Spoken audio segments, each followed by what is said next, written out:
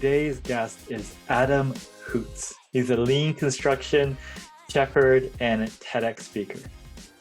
Adam, thank you for coming on the show. Absolutely, Tats. Thanks for having me. I'm super excited to be here. I'm a huge fan of yours. Thank you, Adam. I know you're deeply involved in the construction industry, but I mean, was that always the plan? It was always the plan of my father, yes. I don't know that it was always my plan, though. I kind of just stumbled into the experience. And boy, has it been an interesting one. Yeah, I'm trying to paint a picture. I mean, what was kind of the moment that you realized that this, the original path you were on wasn't working?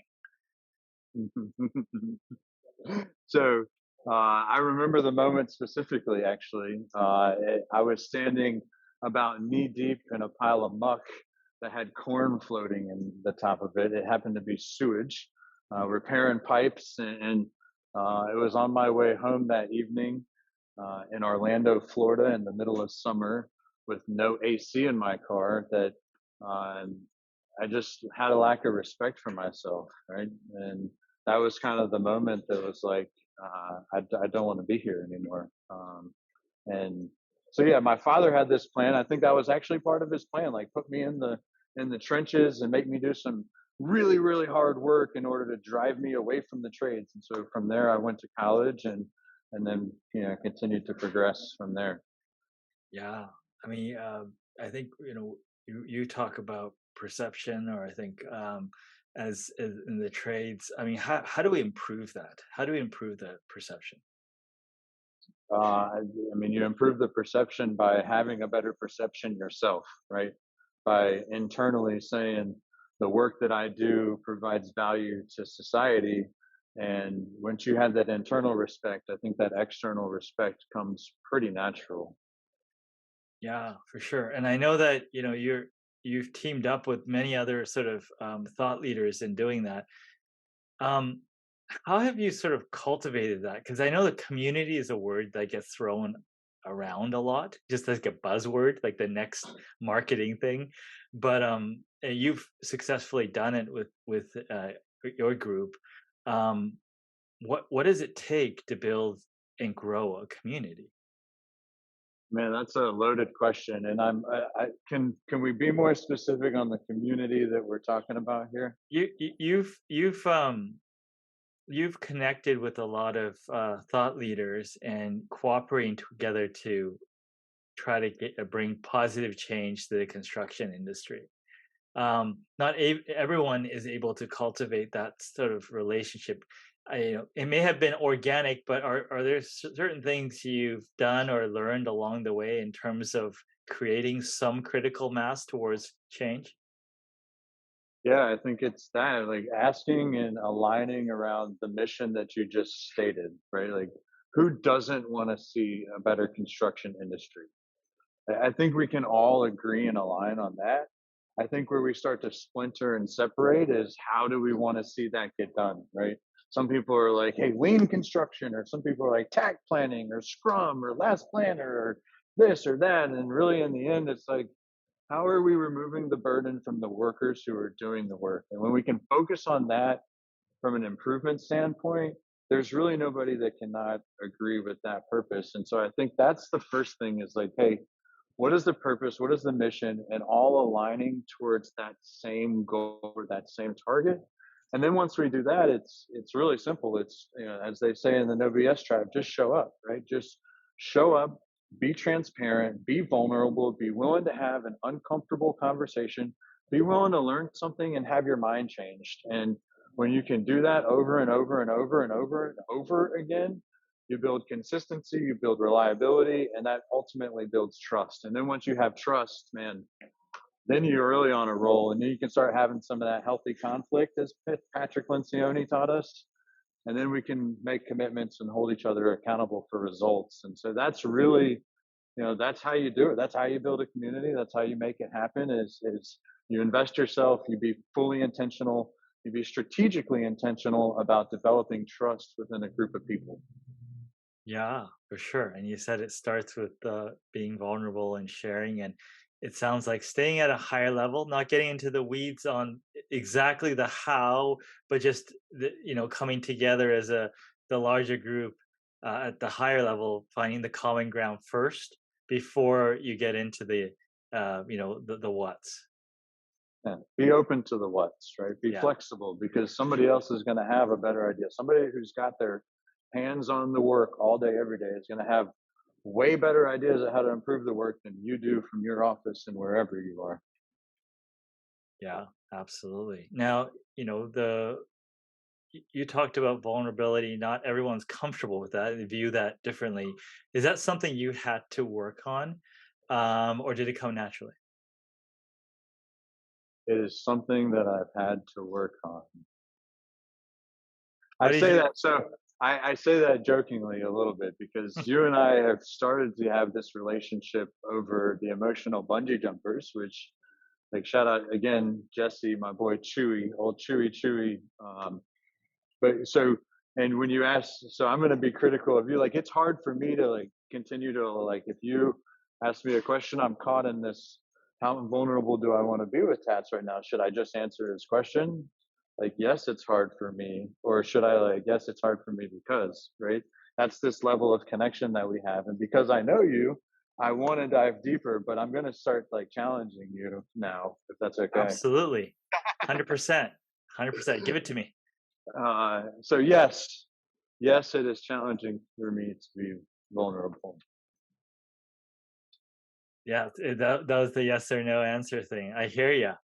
So, okay, okay. So, what have you done to um, get better at vulnerability? Oh man, that's a fantastic question. So one, I get beat up by Jen and Jess. I used to be on the regular. It's not so much on the regular anymore. I'm disappointed in that. I gotta figure that out. Since I got sick, we've kind of cut that off, and I gotta anyway. But so Jen and Jess used to beat me up on the regular.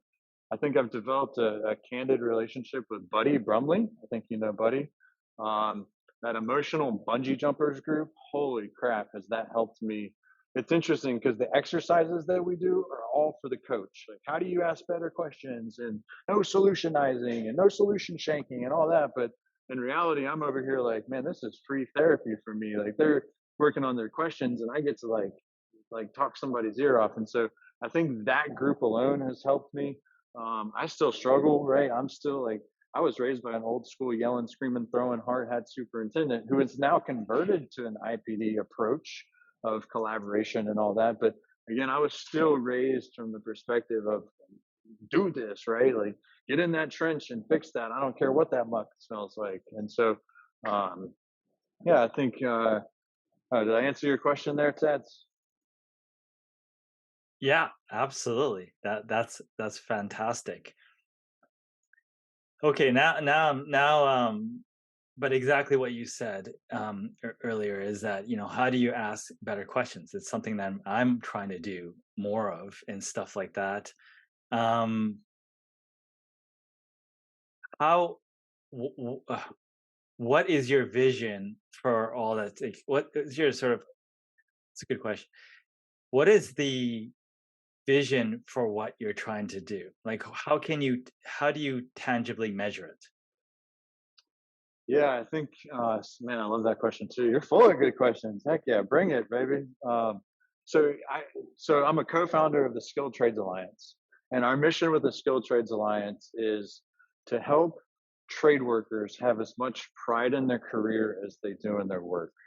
And so when you think about like an electrician or even a pipe fitter or whatever it is who runs like their mains in here and then they drop them down and they make a perfect 90 and they come over to the wall and they 90 down right into their source and it just looks so crisp and clean and beautiful. I'll catch trade workers leaning back and just admiring the work and I know what they're doing. But then when somebody asks them, like, what do you do in your career? They're like, oh, I work in construction or I'm a pipe fitter or electrician. And it's like, no, we want like that's the vision is like I have all this pride in what I do, and you should see the way I run 90s, and you should like I have all this. and your data, like you wouldn't be able to connect to your Instagram or your Facebook right now if it weren't for the work that I did and those beautiful pipes that run down the wall. Or you'd be really hot right now, or it would not smell so hot in here right now. Like there are all these things that I think society takes for granted that trade workers really deliver and bring value to. And so that's the vision, is like, hey, um, this is what I do and I'm proud of it. And I know this world needs me, because again, we can get into some of the mental health statistics that are out there, but they're astounding. And this all leads to the answer of that, if that makes sense. Yeah, yes, it does. Um, Now you're doing your PhD right now. Tell me about that. Man, why would you do that? So I don't know if it's maybe just construction, but maybe not. I think construction is the only industry when you get your PhD, they might lose a little bit of respect for you in the industry. Um, so don't tell many people that, Tats. I'm doing my PhD here at Clemson.